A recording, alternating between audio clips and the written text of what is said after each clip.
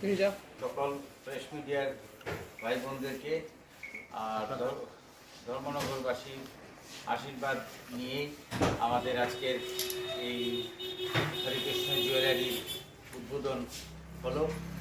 আমরা গতকালকে প্রেস মিটে আমাদের বিস্তারিত মোটামুটি বলেছি যে আমরা যে ইয়ের উপরে কাজ করব।